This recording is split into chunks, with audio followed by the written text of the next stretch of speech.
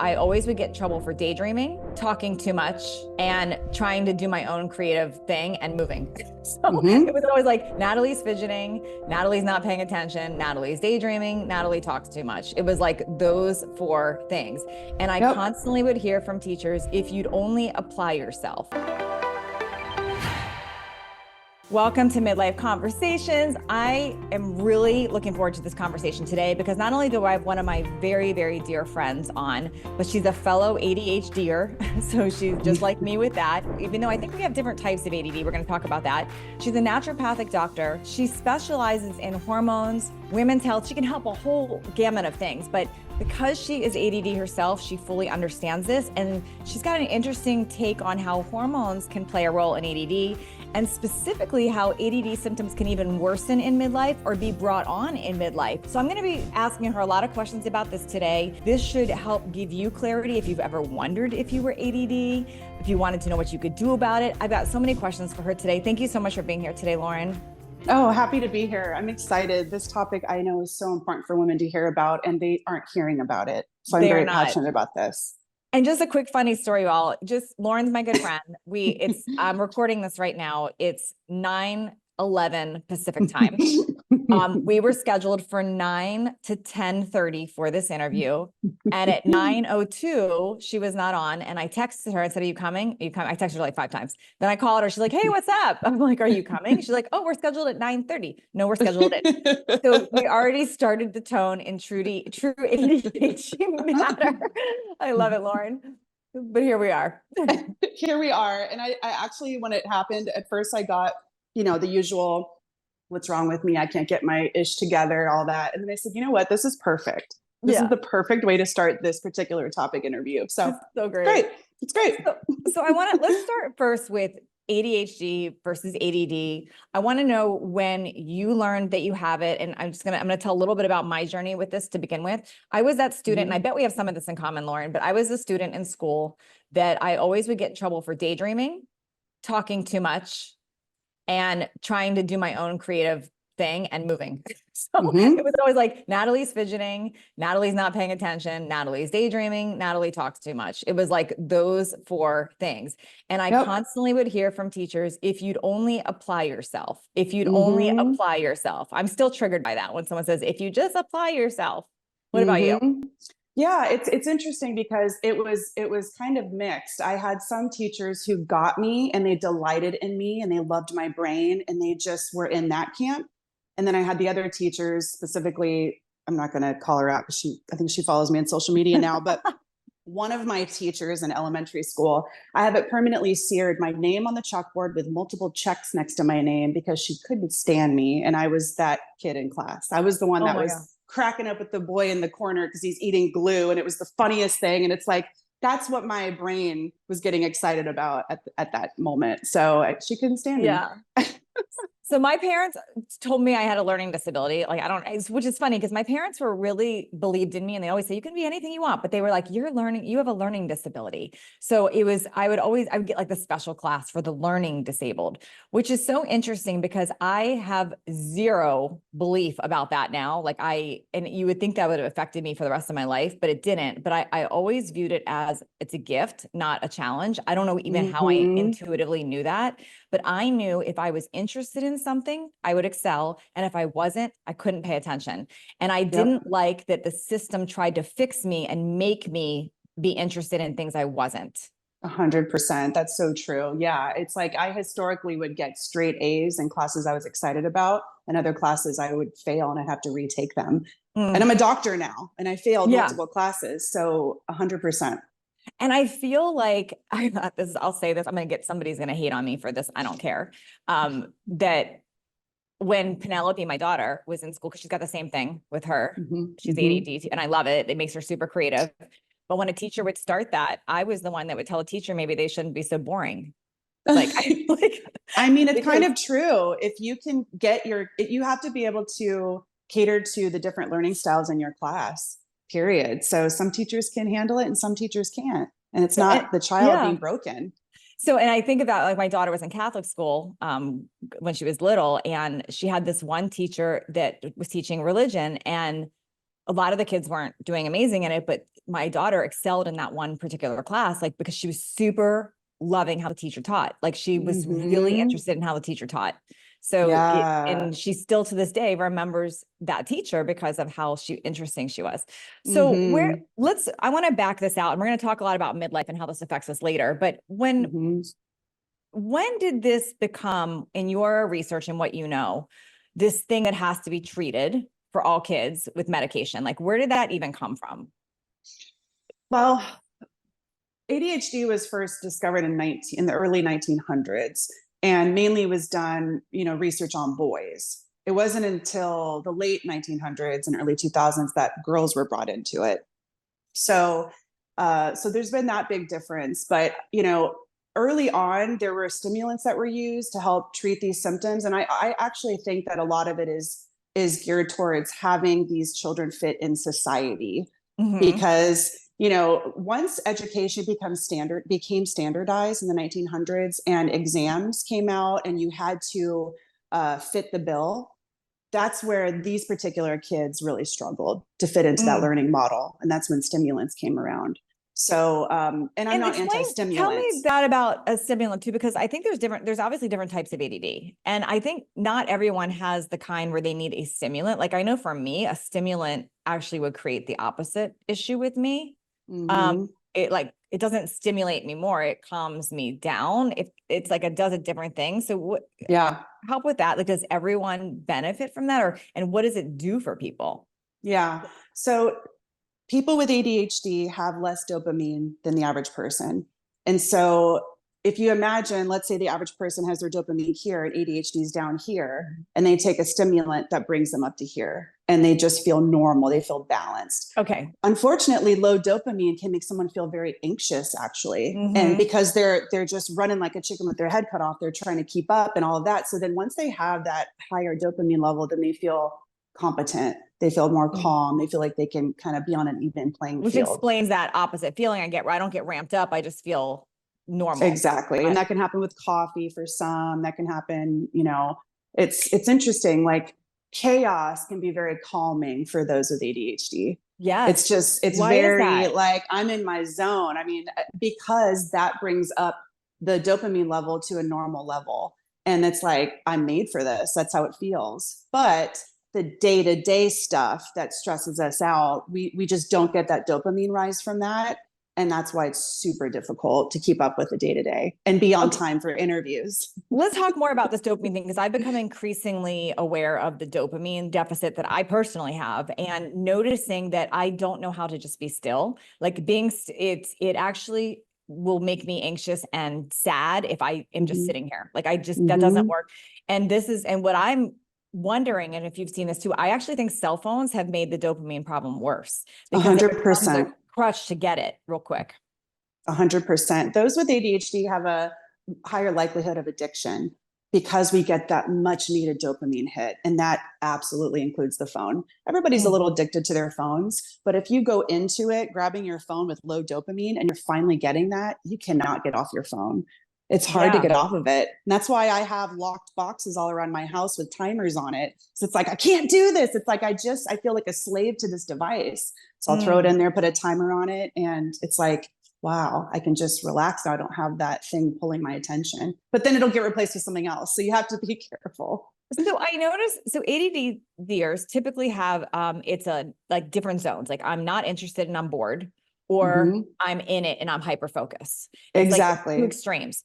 Help Mm-hmm. us understand that, because I feel that the reason I've been successful in certain areas, and you too, I know, is because I can hyper focus and fixate on what I want to learn. What I Yep. want to learn is the key, not what someone's telling me to learn, what I want to learn. But if I'm not 100%. interested, I'm just bored. Yep. Yeah. That's really important to know that about yourself, and not that you're screwed up and that you just can't get your stuff together, because that's really true for me. I mean, I loved medical school. I like starting a practice. We like by year 2, we were crushing it, and we'd only been open for a few months year 1.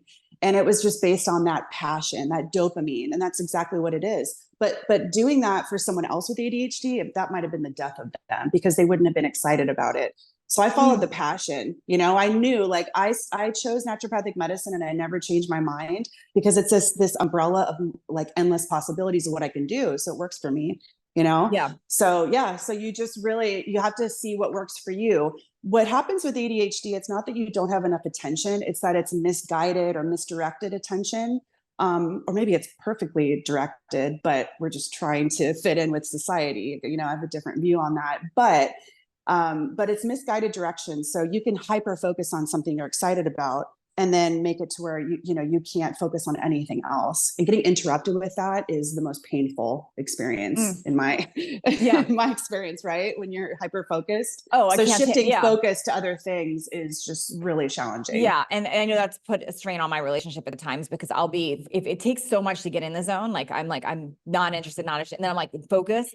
And I could be editing a video or whatever it is, and I'm focused on researching something. And then my husband comes in, he just wants to give me a hug. Like, he's just being nice. And I'm like, I snap, and I don't mean to, but I feel it's because Yep. it breaks that hyper focus. Yes, yes. And that's why I love certain resources that really show how ADHD affects relationships, and being able to, tell your partners, like, there's so many times I'll be on my phone or on a computer, and all of a sudden I look over and I realize someone's been talking to me for a while. And I'm Mm. like, what? I was like, hey, just get my attention. Like, be like, hey, Lauren, huh? Oh, okay, you're a human and you're there. I forgot you existed, and I didn't know you were talking, I because know. it's that object permanence. You forget people exist and you don't hear That's it. funny. That's so funny. Lauren, who's listening in as we're recording this right now, but she's my right hand, and a different Lauren. And I told her, I said, I can tell when you're mad at me because you say Natalie. And she's like, no, I'm not mad at you. I'm just trying to get your attention. I think she probably like Exactly. figured that out subconsciously, She that's gets how your she gets brain. She she gets gets your my brain. brain. She's worked with you long enough, and that's the beauty of people who stick with you, She right? says They she stick speaks with you. Natalie.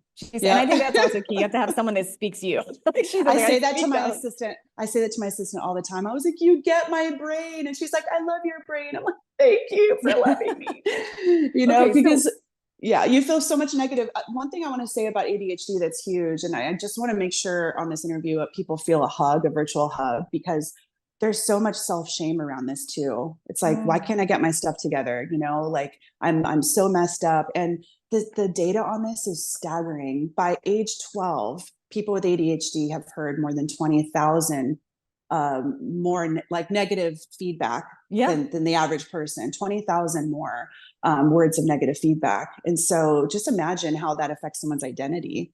So Lauren, because I watch this take people into two divides. Again, I keep giving these two extremes, but that's kind of what AD is. It's like this extreme modes.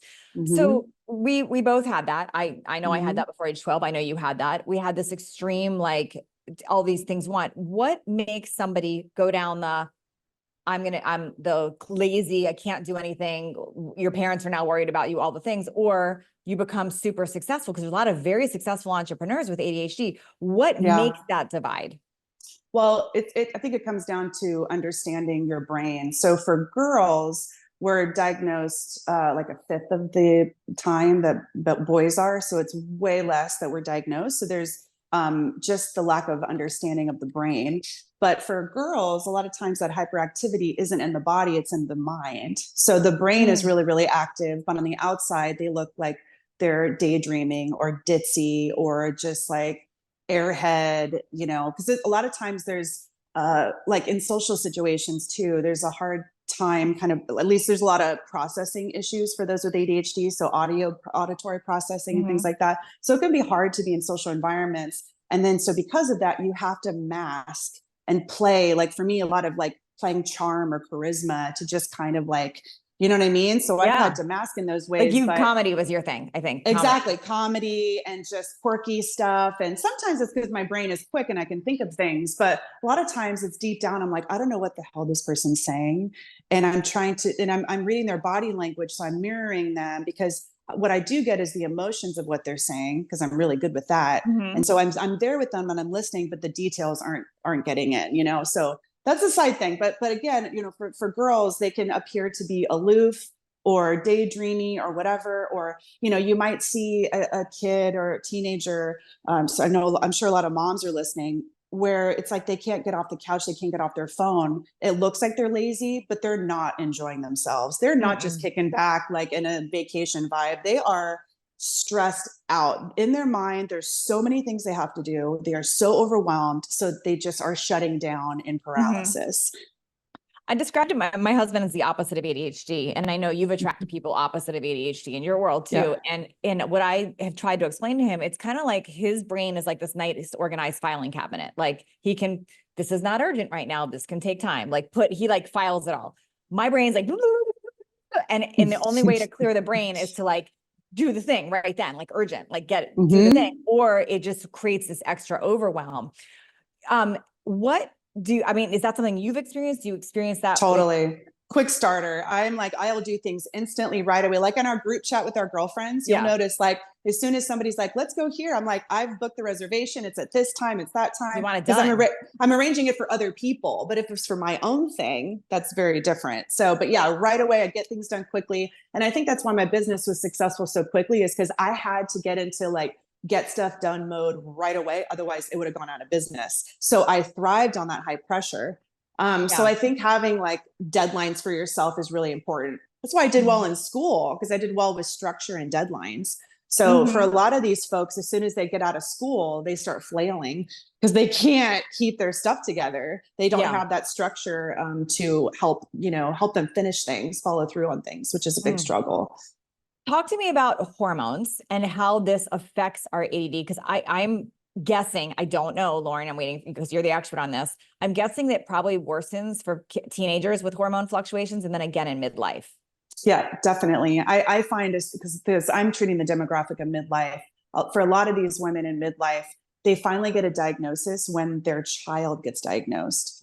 So they're noticing, man, my kid's having issues. They take them in to get evaluated. And as they're getting evaluated, they go, whoa, this sounds familiar. This sounds like me. And also sometimes there isn't a child that's the reason, but it could be that the demand for being a mom or the demand for performance in midlife exceeds the ability. It exceeds the brain's ability to keep it all together. So like executive function, that's the part of your brain in the prefrontal cortex that helps you to plan tasks and execute, and also to help, dampen emotions. It allows you to think logically. These systems become overwhelmed in the brain when women go through this stage of life. Estrogen is dopamine boosting. So wait a minute, say that again. This is confusing. So because we're declining in estrogen. So you're saying it's when you have the right amount of dopamine. Is that why we feel present, focused when you're ovulating? Like you're more exactly. Yep. And that's why for a lot of women, they feel fantastic when they're pregnant, actually, because their brain is flooded with estrogen. I know I felt like $1 million when I was pregnant. So, and then also postpartum episodes are way more common in women with ADHD because their estrogen tanks. And then they can't keep up with the demands of having a baby at that point. So postpartum anxiety and depression and psychosis and these things can happen more for neurodivergent women. Well, that's a total light bulb moment for me, because I know after I had my daughter and I was having massive hot flashes, I probably had that huge estrogen tank, and I definitely had postpartum depression. I never connected the dots there. I had to be hospitalized for a week when my son was 2 months old. So yeah, I had major sleep disturbances. So, and there's a bunch of symptoms and comorbidities that women with ADHD deal with too. But yeah, postpartum is really a big one. So that's why for women, they'll notice that their symptoms get worse right before their period, because that's when your estrogen is the lowest. And it's like, I just can't, my house is a wreck. I can't finish things at work. I can't be on time. I feel like and I say this, I'm like, I feel like I'm walking through mud. Yes. And then all of a sudden the estrogen or all of a sudden your period happens and you're like, hello world, I've emerged from my cave of fog. Wow. So this is relevant even if someone's not ADHD or ADD, because I would imagine even with those drops, that's when people say they're foggy head or losing focus. Is that what that is? Is it that drop in dopamine? Absolutely. Yep. You're walking into a room and forget why. That's definitely something that's driven by dopamine. So once women get their estrogen balanced in midlife, then it's like, wow, my house is clean now. I'm finishing things at work. Yeah. Oh my gosh. Okay. What can we be doing if this is somebody listening, you are either ADD or you have this low dopamine, how do we get dopamine up naturally without having to go to a stimulant? And I just want to, can I share my experience with stimulants really quick? Because so about, gosh, it was probably 7 or 8 years ago. There's some point in my business that my ADD was so bad that, it was driving my husband nuts. I remember this. And I went to go log on to my email one day. We were traveling and my email was gone. Like I couldn't find my email. And I'm like, Brooks, can you help me find my email? And he's like, your whole website's gone. I'm like, what do you mean my whole website's gone? So he logs on to GoDaddy where you host your websites. And he's like, your website domain was expiring and GoDaddy sent you like literally 300 notifications. You probably deleted them and never responded. And now your website's gone. Like literally my website, my whole business gone. So we had to go buy back my domain, and that put my husband and me in like this huge stressful like strain. It was our biggest fight ever about my ADD, and it brought me back to childhood trauma about being told like you're not paying attention, all this stuff. So it all came flooding back. So I said in that heated thing, I will see a psychiatrist. I'd never been on medication. I went to a psychiatrist. They prescribed me Adderall, very low dose, and it I don't know what it did for me, to be honest with you. Like it zapped my creativity. It made me hyper focus on things that weren't important. Like I remember organizing my Dropbox, like spending hours on spreadsheets. Like I hate like stuff that does not really matter, but I was like, and I'm thinking this is great. I'm super focused. And for that 1 year that I was on that, I lost my creativity. I would get more anxious. I would hyper focus on the wrong things. It was really bad. I also wouldn't want to eat. It was like just not good for me. So intuitively, I knew I needed to stop it. And the psychiatrist kept telling me I need a higher dose. You need a higher dose. You need a higher dose. You need a higher, until he brought me so high that I almost passed out a few times because it would get heart palpitations. So I cut that off cold turkey. I went and had a brain scan, and I did not do stimulants, that kind of medicated stimulants since then. And I always have been told like there's other things I should try. I've been scared to because of that. So I think I self-treat in some weird ways. And I'm curious your perspective on that. What can we do if we don't want to do the extreme prescription? Or is there something we don't know about yet? And then what is a proper way to self-treat? I know it's a big question. Sorry. No, it's good. And I guess to close out the topic of the medication part, it's I'm not anti-meds. It may have been the wrong med. It may have been the wrong dose. That said, there's so much more to the picture. And I don't think every person with ADHD has to be on stimulants. There are different types. There's the hyperactive, there's the inattentive, and there's the combined type. So, one may work better for one person and not for somebody else. But if philosophically, and let's say someone's tried a bunch and they just don't want to be on meds, there's definitely things that can help. So exercise is the most important thing for people with ADHD. It is. Why? And Explain why. I think I innately do that for that reason, but why?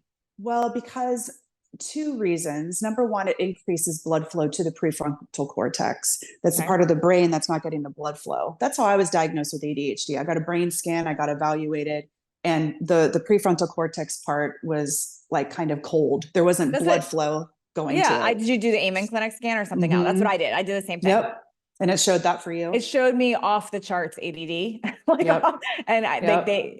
But they understood I didn't want to do the medication. I was just traumatized from the medication experience. 100%. So I think a big reason why you've been so successful is you've honed in on things that help your ADHD naturally, which includes exercise. So exercise increases blood flow to that part of the brain. It also increases dopamine. So it's helping to raise your baseline for what you need. So I think especially, cardio or whatever's going to increase that blood flow, that circulation, that's super important for anyone with ADHD. Sunshine, you have to get your butt outside. You have to get sunshine. Sunshine actually activates amino acids in your body. They help your body assimilate into your cells. So you need amino acids, especially for ADHD, in order to make dopamine. I mean, you are making some dopamine, so let's maximize your body's own production of dopamine. So sunshine, the sunshine helps your body to make dopamine. So because of how your body assimilates amino acids. You also want to make sure that you're checking micronutrients and addressing anything that's deficient that helps to make dopamine. So we know the cofactors for dopamine are going to be B6. I see that deficient all the time in people with with ADHD. Magnesium, that's really essential as well. And also zinc. So Zinc. those are three really important ones, and omega-3s. So making Okay. sure you have enough omega-3s, not too many omega-6s. Your brain's Mm-hmm. made of fat. You need good fats. I know you know that. I know your listeners know that. So give your body the building blocks to make your own dopamine. Why make it harder for yourself? Mm-hmm. Not eating a bunch of sugar, because that's going to deplete your body's dopamine Can stores. you You're going to get a explain that? spike and a crash. So how did Yeah. that directly affect your dopamine sugar? I mean, it stimulates the part of the brain that creates dopamine. It's a drug. It's a Mm-hmm. stimulant. Anything that is a stimulant can be something that people with ADHD use. Mm. So you have to cut out artificial stimulants, things that are going to stimulate with a spike and a crash. Those are things that are make your ADHD a lot worse, because you're going to get a spike, and then your low baseline is going to get even lower. Mm. You'll be more likely to be addicted to other things. If you have one addiction, you're going to be more likely to have other ones. So, helping your brain to just function optimally without those things, that will actually curb those cravings for yourself. So let's say So you're addicted, yeah. exercise, you won't be as likely to have other addictions. So let's talk about cell phone addiction for a minute, because I am very clear that I have an issue with that, because I know it's a dopamine thing, and I move things to folders, I put them in locks, I put them in timers. It does not matter. It's a Mm-hmm. natural thing for me to want to pick up and look at something, pick up and look at Mm-hmm. something. Mm-hmm. How do you break something like that? Because someone Mm-hmm. telling me just stop doesn't work. Mm-hmm. I know I will actively leave my phone places when I go for a walk. Like there's times where I'm going to go out with my husband. I just leave the phone at home, leave it in the car. I don't even Yep. want to have it Yep. near me. What is the right way to do that? And would you rebound from something like that? I think that you're managing it as best as you can with your unique brain. I really do. I think the key is making your phone as boring as possible. So taking off apps that make you really, sucked into it. I mean, I uninstall Instagram probably at least like once or twice a week. Once That's or funny. twice a week, I'll uninstall it because I'm like, get your stuff together, get off the couch. You can't look at this anymore. So I'll turn it off. I'll put it in locked boxes. I don't know if there's a way to make that struggle not there completely, because it's such an easy, quick sip of dopamine. And it can be like drinking from a fire hose. However much you want, you got it right there. So, I think doing the self-care things that you do, your sleep, your exercise, eating well, the draw to your phone would be worse if you weren't doing those things. I know it's probably hard to imagine that, but it's not like what you're doing isn't working. It is Hmm. helping. So setting timers, what I like to do is I'll say set a timer for, 10 minutes or 20 minutes, however long I need to focus, and it pops up and it's like turn the thing off. Yeah, that's You good. have to train yourself to not ignore timers. It's really easy to ignore Oh timers. yeah, I do all the time. So you could have double timers say, you're going to turn your phone off in 5 minutes, and then it'll pop up. You're going to turn your phone off in 1 minute, and then another one, turn it off now. Maybe Yeah. write something on it. Come on, Natalie, don't ignore me. Yeah, Like that's talking funny. to your future self. What about, okay, this is something I've asked a bunch of ADD friends lately, and no one else experienced this but me. So I'm wondering if you've heard this with patients, if you've experienced it, if it's just a me thing. I also experience extreme boredom sometimes there's no explanation. I have a whole to-do list of things I could do. I have lots of interests, but sometimes I just feel this like intense boredom. And my husband always says, you don't do downtime well. He always and I Mm-hmm. don't. I'll start doing a handstand in the living room. I just can't, I just don't, what is that? Well, you are experiencing low dopamine for your own brain. In that moment, the way low dopamine feels is like painful boredom. Okay. Interesting. So this is Yeah. not uncommon. No, it's not uncommon. It's painful boredom. And it's like you need to do freaking something because your brain is just like starving for something that it needs, that other people are feeling and you're not Mm. feeling. So yeah, boredom is real. I feel boredom when I start to maybe try to clean my house or like do the dishes. It's Mm-hmm. like, I can't do one more dish right now. I'm so freaking bored. So I'll Yeah. call people and they'll be You'd like, are rather you go solve a cleaning? problem for someone. Have to, yep. Yeah. Yeah. So what I'll do when I'm feeling that way, I'll call somebody. And next thing I know, my house is clean because I've just been talking and I forgot I was Wow. cleaning. So I'll go into Wow. autopilot mode. And I love when that happens. I love talking to people. I love using people for when I clean. Yeah, So it's that great. listening to a podcast, sometimes I'll hop on to different streaming platforms just to listen to people have conversations. Like Mm. that for some reason does it. I love when someone's just sitting in the room with me. So that's a great strategy, is using body doubling. having Yeah, my friend someone was just just there telling me with about you. this. This is a great idea. So explain that a little bit better, because this is becoming a little bit of a trend that you can use to explain what that means. Yeah. Yeah. So, for a lot of folks with ADHD, there's an excitement around having people with you, as long as it's someone that doesn't drain you. So there's Yeah. certain people that I love being around, and they're just so pleasant for me to be around, and it lifts my mood, it ups my dopamine. And for some reason, pairing that with doing a task is a beautiful combination, because you're getting that dopamine and you're doing the task at the same time. So it's a really great way to make it easier for yourself. There's a great app that I found that I think it's called Dubby.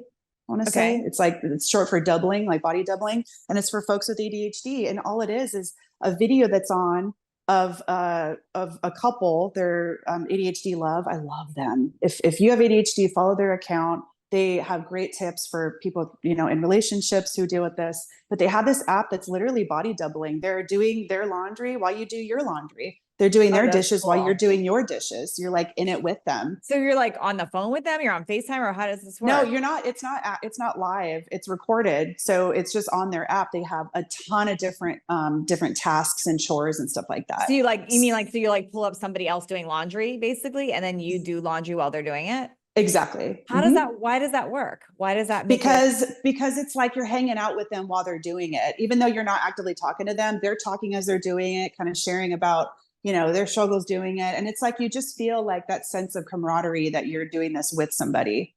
Have you used it? I have. That's and wild. and then I forget that I have the app. So then I just call people, because it's out of sight, out of mind, right? So you can So, have one resource that works geniusly, and then you're 3 months later, oh yeah, why did I stop doing that thing? I forgot it existed. so this explains probably when you said about the boredom, when the year that I did do Adderall, when it would wear off, because I was on the short-term one, like I would take it for work and then stop, then I would Yeah. have this extreme rebound of boredom. Mm-hmm. Mm-hmm. So it'd be focused That's and the then, drop off. Yeah, that's the crash that happens with these stimulants a lot. And there's ways to help prolong it. You can use making sure you eat. That's a big reason why these medications will kind of peter out real quickly, because your metabolism is burning it so quickly. So at least like forcing yourself to eat if you are taking them can help extend them longer. got it. And even adding in some exercise like in the afternoon, that can help to prolong it. So there's strategies for that.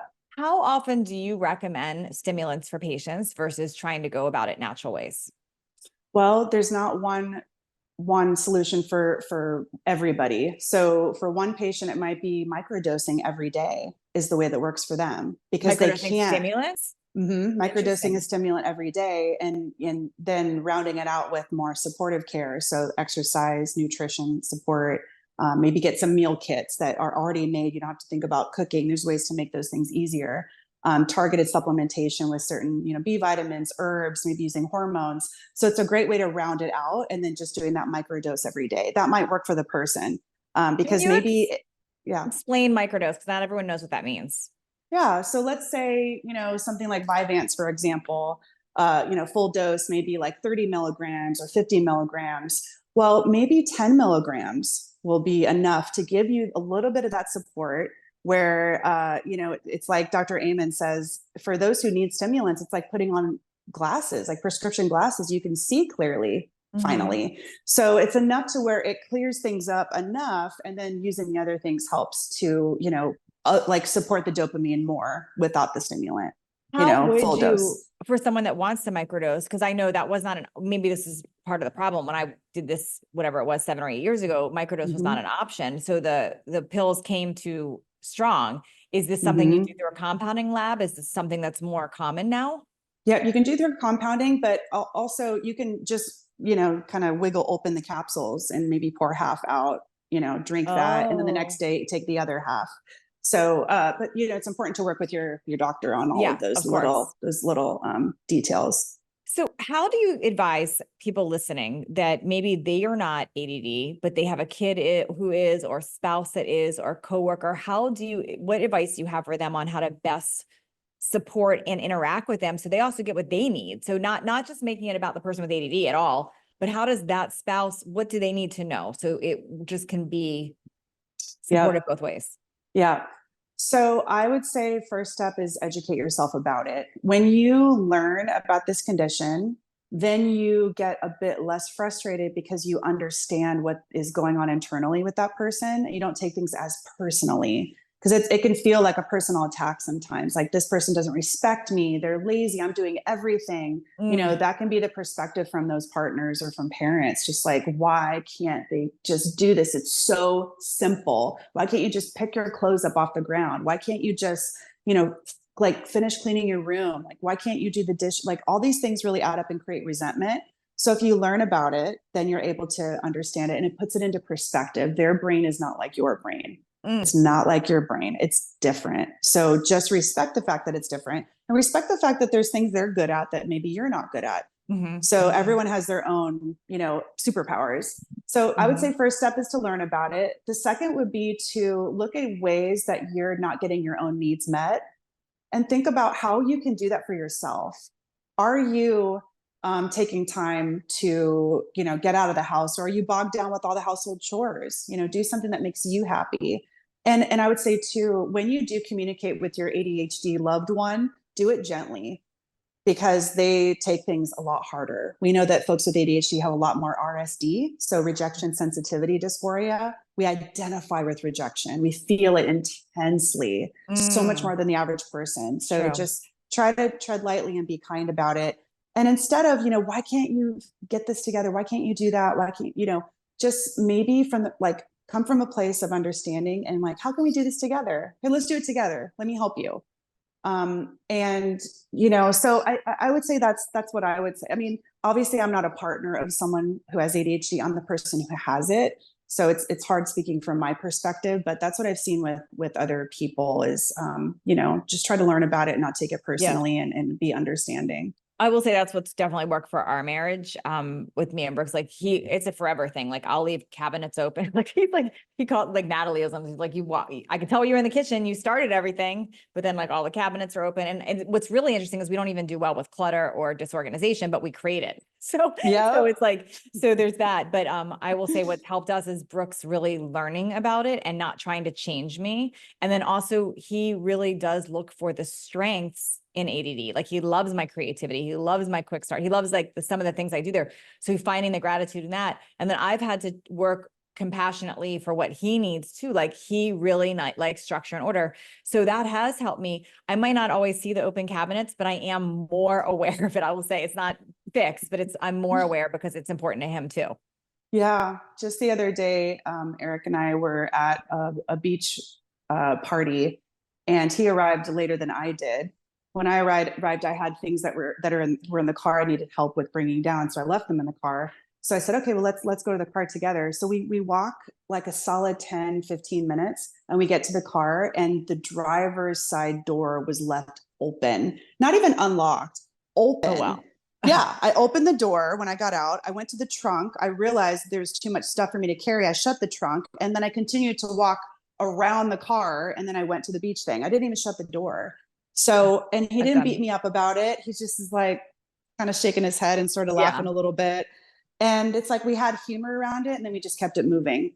But just imagine if you're with a partner that's like, what's wrong with you? Like, why can't you remember to do something so basic? Look, you could have had the car stolen. Someone could have taken the car. You're so irresponsible. I mean, just imagine the difference of how you saying that literally brings me back to childhood and hearing those things. Like, I can, and I still get like, I'm in trouble. I'm in trouble. I will tell you, even worse than that is people that dismiss ADD and say it's not a thing. Like, that drives me nuts. No, I'm not saying to have victim mentality around ADD. Like, there's some stuff we can own with it that's super powerful. Like, can be more creative. You can be all this, but that whole someone telling you it's not real is total gaslighting. It's total gaslighting. And as soon as they actually learn about it, they are eating their words, because they see that it's so real. I've had, in relationships where someone would say that in the beginning, like, oh, everybody has ADD. And I'm like, it's not everybody doesn't have a little bit of ADHD. No, everybody might have a little bit of boredom, a little bit of not focus, a lot of interest, but there is a different wiring. I get a little worried. I get worried about the long-term effects of having this dopamine chase, and the long-term effects of not being able to shut my brain down. For me, I love sleep because it's the one time I can do it. But for me, sitting there in a quiet meditation, it's just doesn't work for me. And 52 years on this planet, I've not been able to do it. I can get into a zone walking in nature and listening to worship music, or do like, there's other ways I can do it. But what do you know health-wise long-term with this? Like, are we going to create a bigger problem with dementia or brain problems? I worry about that long-term effect of the dopamine trace. Yeah, no, it's a good point you bring up, and there is more of a risk with dementia, Parkinson's, Alzheimer's for folks with ADHD. Mm-hmm. And then if you bring genetics into it, like I have the ApoE3/4 mutation. So I mean, I have family members who have died from dementia and Parkinson's and Alzheimer's. So it's fantastic. Yeah. I just have like this great stack of cards that dealt to me. So I would say the best thing is the things that we just talked about: maximize your hormones, get your deficiencies checked, get your nutrition in check, your exercise, your sleep. Those are things you can do. You can get those things dialed in. And I can't say I've seen studies saying people who did this versus didn't do it, what's the disease risk? Because no one's going to fund that study. But I would say with confidence that it would significantly decrease your risk. Do you think that is it more important to fix the dopamine deficiency, or is it more like, what is the priority? Like, do you like spend time figuring out, is it the hormones? Is this to fix that deficiency, or is it to living with it? Or is this question even making sense? I'm just trying, I guess I'm thinking priority, someone just hearing a lot of this for the first time. What do they try to fix first? Yeah, you're like, should we just fix this or just manage it? Right. So I think it's a beautiful hybrid of the two. I think you don't want to try to fix it because your brain is unique and it is really good at certain things, and you want to maximize those things. That said, the things that are difficult that come with the condition, okay, how can we work to manage those and to do it in a way that life is still fun? Because we're fun seekers. We love fun. We're really good at that. So it's like, okay, are we going to like just wreck our lives trying to fit in this square box when we're a round peg or whatever the thing is? Or are we going to realize that we're a little bit in our own world, but how can we play with the other world at the same time? You know what I'm saying? Yeah. Like stay in your playground of your skills and your areas of genius. But, you know, you do have to visit that other world from time to time to pay your bills and to get things done. So that's where these other things can make it manageable. You know, if we lived in a neurodivergent world, there wouldn't be any need for any stimulants. Because explain what you mean by that. Yeah, there'd be a world of creativity. There'd be a world of dreaming and visions and fun. And I mean, maybe the world would burn down. I don't know. That feels fun though, the way you just described it. I'm like, I like that world. I would like to explore and be. I think this is what, you know, I think of some of my friends' personalities with ADD and myself. I've got people in my audience who are like, oh, we love that you move and you travel a lot. You know, but that's like, it's a need for me. Like I need to explore and be curious and do new topics and learn. Like that's a drive for me. And I know that is for you as well. So thank God too. Thank God that that's a need for you. Thank God that you have to fulfill on that. Otherwise it's like you're in pain. Like you'll explode if you don't do those things, because those are gifts in you. That's I feel seen. I feel heard, Lauren. I feel seen and heard right now. That's one of the things I love the most. We're working with patients who have this. They finally go, oh my gosh, there's nothing wrong with me. I'm just very unique. And it's only 5 to 8% of people. It's not the majority of people who have this. Less than 1 in 10 people actually have diagnosed ADHD. Like actually have, and actually of those 5 to 8% of people, it's estimated a lot of them don't even know they have it. Wow. So it's not the majority. It really is not. Your brain is not the majority of people. It's the vast minority. Now, I know most of my audience is midlife, but some listening have a grandkid or a child that is definitely this. What do you recommend school-wise? Like how is and I'll tell you what I did with my daughter, but I'm curious your professional opinion. What is the best learning environment for them? Can you tell me first what you did with your daughter? So my first thought was, and me and her dad put her in Catholic school initially, because I was like, structure. Everyone says structure. Okay. That worked a little bit, but it scared her. It like literally, I think it gave her trauma, like about grades. And I never wanted her to care about grades or anything. Her dad did. I never wanted to care because I know what that was like. I would have an A+ if I was interested and a D if I wasn't. It was just like an extreme thing. So what we learned for her was homeschool's best, because she can study and work on her own when she's interested. She happens to, don't fight what she likes. Like she is a night owl. She wants to work at night. She loves to create. She's a music artist. She creates, she spends so much time there. That's her genius. And she is doing school, but she does it homeschool on her own time in the subject she's interested in. We get the core, but she helps pick them. So it's very, it gives her a lot of freedom around that. So a lot of people won't agree with that. That's what worked for her. And that's what I wish I had had for me. We're so similar. I was raised in a lot of, I liked the structure of how I was raised with the school I went to, but it was very, very strict. There was a lot of shame. It was, very religious, and, I'm a Christian, and I've had to really develop my own version of, not my own version, but my own relationship with God. That's unique to me, because he made my brain, he made your brain. It's not going to be the same as someone else. So I liked some of it, but it wasn't a good fit for me in a lot of ways. My son is 5. He definitely has ADHD. I don't even need to get him officially evaluated. You're like, I made him. He came from me. I know. It's the same thing. And it's highly genetic too. Highly genetic. My mom, I'm pretty convinced she had it. I think there's other people in the family. So I'm doing the same. I'm having him in homeschool. He starts kindergarten in the fall. It's a homeschool, like collective kind of hybrid model. Yes. So that's what we're going to do. Now, not everyone has resources to do that. So let's say, you're listening, your kids are in the public school system or in a private school, and maybe you're working, you can't, you don't have the resources right now to do that. Well, talking to the teacher, having your child evaluated and, diagnosed officially if it's something you're suspecting. And then I would say, getting some holistic support, someone that's just going to have more tools than just meds. And then having a conversation with the teacher and just letting them know. And hopefully if they're a good teacher, they'll listen and they're going to be open and flexible. And if not, then maybe look at other teachers, other options for school. So my experience with teachers, and for what it's worth, is some teachers are amazing and fully understand this and support and teach different learning styles. I had some bad experiences with my daughter and teachers and things that they said, and it's their belief. It's like go fix. They want us to fix it so they can listen to your boring stuff. And to me, that is not acceptable, because that is not why. I don't believe that we're schooling kids to fit them into this uniform. Everyone does like this robot.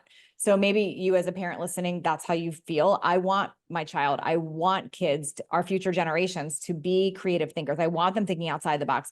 I want them exploring and learning. So to medicate someone and force them to just sit there and memorize multiplication tables, I think that's a bigger issue. Yep. They're not a lab rat. They're a unique being. I totally agree with that. I remember, I went to a homeschool conference that was super cool. And there was a lady who was speaking, and she had like 13 kids, and she homeschooled all of them. And I'm like, oh my gosh, you're amazing. And she just talked about the ways that she tailored it to each kid. She had one child incredible. She was sitting there with him, and he just wasn't getting the math homework. He just wasn't getting it. It was taking like an hour, 2 hours just for basic stuff that was really easy for the other kids.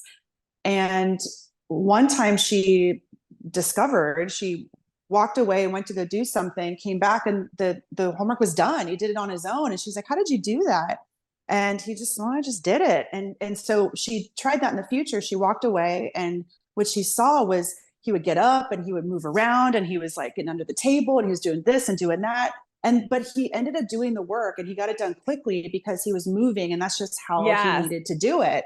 So that's a perfect example. And I'm watching, like, it's just funny, as I'm interviewing you, we both fidget. Like, we're both but that, and I think that's a trait too. Like, it's just like, well, I mean, I'm laughing thinking about this too. I do an Instagram live every Wednesday morning with my nutrition coach with my practice. And she's sitting there the whole time.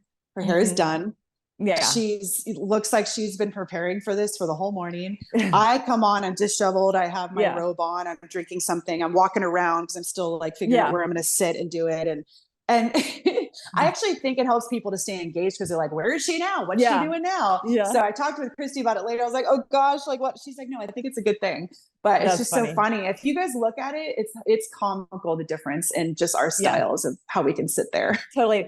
Another funny difference, I think, with ADD and not ADD, like, and I'll use my husband because he's like extreme, not ADHD. He's like the opposite of it. Is anytime I've got something in my brain, I talk about that filing cabinet, it's different. It's like an urgent topic. And I'll say, hey, I have a question about this, or I need this, like, I need it right now. And he'll say, well, Yeah. let's find a time to sit down and talk about it. And every Oh, time he says it, I'm like, that's literally the worst thing you could say. One, I don't want to oh. sit down and talk about it. And I don't want to find a time later. I want to know it right now. It's just how I, opposite like we think. as you're saying this, I'm like, as you're saying it, I'm like, what's the thing? I'll look it up right now. Like, Yeah. I'll do it for you. Like, what do you mean we'll sit down and talk about it? No, there's no, Because then later you don't even want to know about it no, then I'm anymore. over It's it. not even interesting. Yeah. Now No, you're over it. You're on the I don't next want to thing. talk about it next Friday at 3. That's exactly right. I'm interested right now.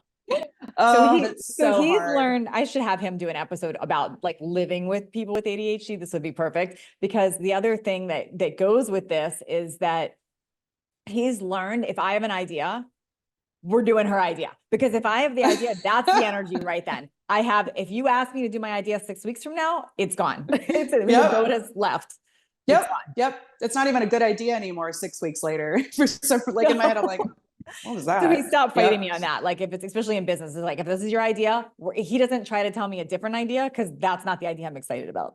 Did you have a lot of different hobbies that you were like, okay, I don't want to do that anymore? All the time. Yeah. Yeah. And so I would say I'm not a quitter, but it's not true. I'm a quitter when I'm not interested. So, but I've Right. convinced myself, if I'm interested, I keep, but no, I think I've tried everything. I think I did Like every what? activity as a kid.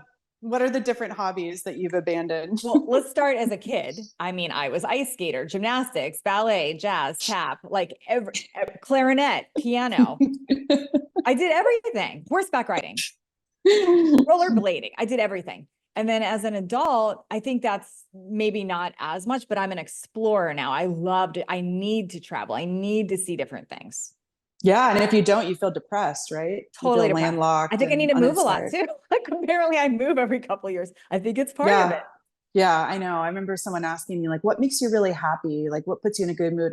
I'm like, going to a conference and it's like sitting in the front row and learning something. Like, that's my ultimate high. Wow. I love it. I just like, it delights me. I come home with a smile on my face again. That's my dopamine. That might be Mm, hell for someone else. that's So you not just have mine. to, you have to Yeah. chase your own dopamine. Mine's What's your ultimate? creating, probably creating. Like I love creating. Like I will get lost in editing a video. I won't want to get into it because I know it's going to take a long time, but I get into it. Like it's fun. Mm-hmm. Or coming up with a fun creative concept. Or I even like social media reels, like coming up, recording podcasts, learning. I like learning new topics this way, like being on, Yeah. interviewing you, asking new questions. That's fun for me. Mm-hmm. Yeah. Yeah. And you brought up something like the task part, like starting a task can be really hard, but once you do it, you get in the zone and, Yes. I'll be like, why didn't I start this like 6 months ago?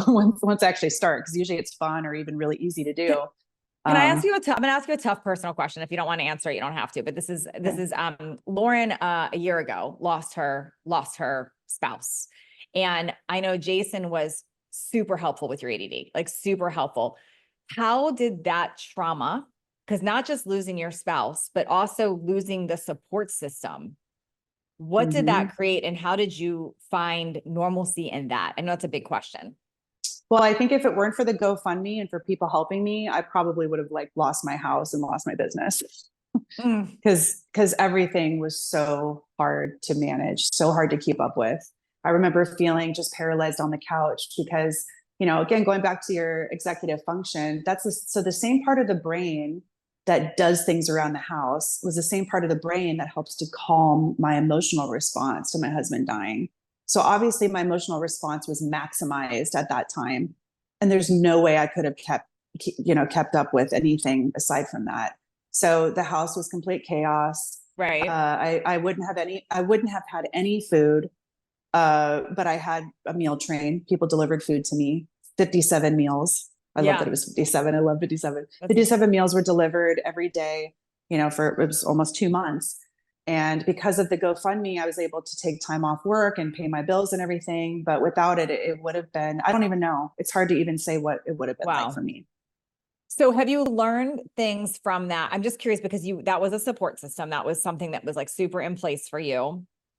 What advice do you have now from what you learned from that experience? Like what have you had to figure out for yourself or learn to put in place so you don't have to navigate that again? I don't even know if that makes sense, but I'm thinking if Yeah. Jason was such a support system, what do you do when that's gone? Like what advice would you give for somebody? Because there is somebody listening now Yeah. that's stuck in that. Yeah, totally. Well, some of the tricks that Jason would do didn't work for my brain when I tried to continue to do them. So Okay. I kind of had to go back to how I operated.